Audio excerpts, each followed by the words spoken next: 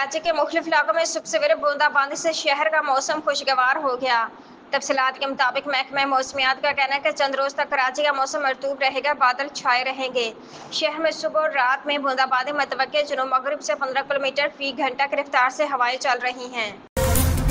पाकिस्तान ने आइंदा world championship of legends में शिरकत न करने का फैसला कर लिया है। तफसीलात के मुताबिक चेयरमैन पीसीबी मोहसिन नकवी की ज़ेर-ए-सदारत बोर्ड ऑफ गवर्नर्स के इजलास में वर्ल्ड चैंपियनशिप ऑफ लेजेंड्स के दोहरे मयार पर मायूसी का इजहार किया गया और पाकिस्तानी खिलाड़ियों पर आइंदा WCL में शिरकत पर पाबंदी का फैसला किया गया। पीसीबी का मौक़िफ़ है कि WCL ने जानबूझकर मैच न खेलने वाली टीम को पॉइंट्स दिए। नीज़ पाक भारत लेजेंड्स में मैच की मनसूखी पर तासुब से भरी प्रेस रिलीज भी जारी की गई, जिसमें चैंपियनशिप के मकसद को सियासी मफादात के ताबे किया गया।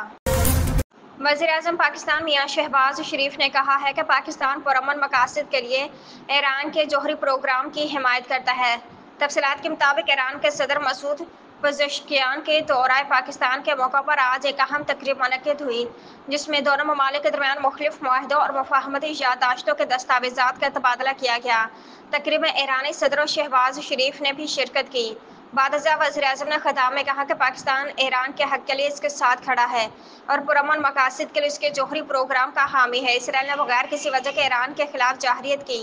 हुकूमत पाकिस्तान और 24 करोड़ पाकिस्तानियों ने इस जाहिरियत की मज़म्मत की। अमरीकी रियासत फ्लोरिडा के शहर लाउडर हिल में खेली जाने वाली क्रिकेट सीरीज़ के तीसरे और आखिरी T20 में पाकिस्तान ने वेस्ट इंडीज़ को शिकस्त देकर सीरीज़ जीत ली।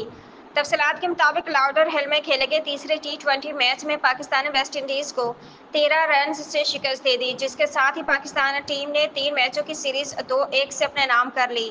पाकिस्तानी ओपनर्स की सेंचुरी शराकत की बदौलत टीम ने 4 विकेट के नुकसान पर 189 रन बनाए थे।